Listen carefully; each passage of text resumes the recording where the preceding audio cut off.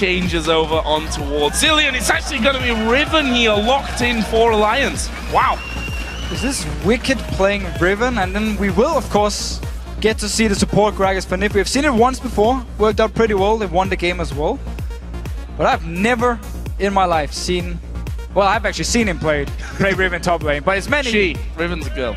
She. I've seen Wickd play Riven in the top. I've seen him play Riven in the top lane, but it's a long time ago, so I didn't really expect him to pick it here, unless it's support Riven.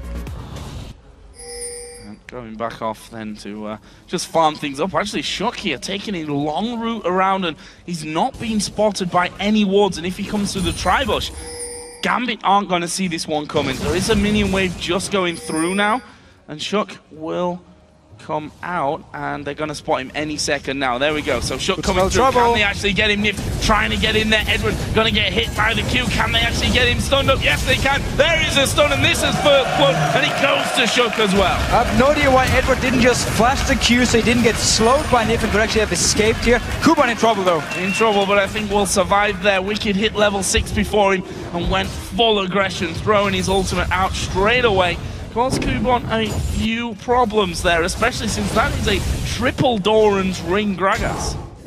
The last few minutes, which is expected from a Rengar who wants Feral Flare and the Riven, which we didn't really know what's going to happen. Kubon is in trouble though. Kubon is in a lot of trouble. No flash for him, and Shook will finish off there with the ultimate, and that looks all too easy for them. It was Wickd that was tanking it up. Triple Doran's ring for him gives him plenty of health to make that happen. That's a nice kill. However, Gambit now going to look to reply in the way that you'd expect them to here after losing the man in the top, is to assert their power down on the bottom side. They need to be careful though. Look at Nyph moving in already. Edward will be there as well. There's the ultimate coming out of Froggen. Nyph though is going to fall down. Now Nick is in trouble. TP from Wickd brought him down. There's a barrel to knock Nick right into the middle of them. He will flash away though. Can he actually escape? There's a push through the stun, and surely the finisher, he gets the stun back, but Wickd with a body slam will get the kill, and that will be a kill back then for Alliance. Leaves them 3-1 up now. And the dragon. And the dragon for Alliance here. So because the kill... Nick not got masses of damage at this point either. But look at this, Nyph getting bubbled up. Diamond going to come in from the side. Shook is there, however. That tidal wave going down. Diamond actually going to be caught out from this one. He's got Did he jump in? Double TP. Cancelled actually by Kubon. Think it was the right decision. And with that kill, Alliance free up the dragon. But why did he jump in? He saw Shook come in with the rest of the bot lane from Alliance, and yet he jumps in all by himself. Both Genja and Edward had already backed away. Instant stun from Shook, instant ult from Nyph, and you just kill Diamond. I mean, he's still very squishy. Yes, he's building some HP now, and he's going for the cooldown reduction build, but you need way more time before you can actually tank some members. Was it a call from Gambit there? Was it just pure... It looked like pure confusion, because it did. The rest of them were like, no, let's not take this one. Shook's there. Definitely not looking good. I mean, Shook on Riven, a champion who can really snowball into a point where you can't deal with her at all. Picked up the first few kills, already has a brutalizer. Diamond in trouble once again. Well, Diamond may just end up going down from this one. That CC train coming in as Shook is going to finish off through the wall with the ultimate. Had vision there from the brush. It's a 4-0-0 Riven, and it's not a snowball anymore. It's an avalanche. Trying to force them away, but they're playing a dangerous game. They're going to try and dive on top of them. Tidal wave comes out. Diamond knocked up once again. Froggen putting the damage in from range. Diamond almost going down. But what's Nick doing? What Nick in the middle of nowhere there will fall down. And that's a 1-for-0 red buff taken. Alliance trying to get even more from it. Diamond was recalling. He's got 4 of the 6 kills that Alliance currently have. Starting to squeeze them in. Oh, there was Nick catching out Tabzz. We talked about the target before. Who's got the protection? Tabzz is one that doesn't really have the protection, and Nick able to find that pick. Glimmer of hope there maybe for Gambit. Actually, they're going in here, but I'm not sure this is the best decision. Wickd going to come across the side. Froggen throwing his ultimate in there, and Shook gets himself another kill. Diamond on the top side will be left all alone, and Shook just going to chase in here if he can manage to land what he needs to land. 3 of them on top of him, and that will be Wickd taking down Diamond. Froggen here, going to be jumped on by Nick. These 2 men though, Froggen takes a big burn inside of the Baron pit. Where's the flash? didn't have it available, used it just a little bit before that, but now Alliance starting to close in further. Good stun on towards Shook. Nick's still alive. Kubon gonna be the big target, but Wickd is coming around the side. Actually flashed in there as Kubon uses the ultimate on himself. Still kind of in the middle of no man's land here. There's a barrel ball in, misses from Wickd. He's actually turned away to go for Kubon, who himself has flashed away, and in the end, they get neither of them. Well, still, actually a good team fight from Gambit here. Very messy, a lot of small fights everywhere. Everything started from Nick.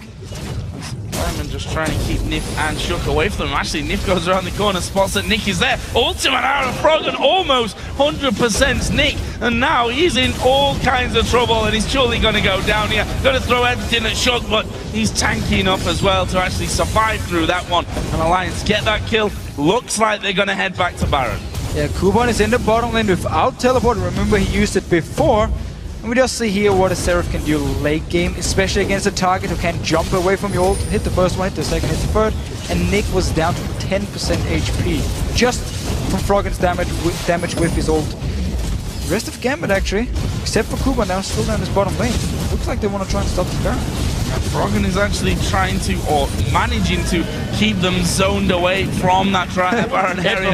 Tidal wave was slightly late, just trying for a bit of a cheeky steal there at the end of, I don't know, you know, his ultimate's down, but worth the chance and worth the risk either way. They just keep poking, looking for the chance here. Wickd wanted to push Diamond towards the rest of Alliance and just kill him.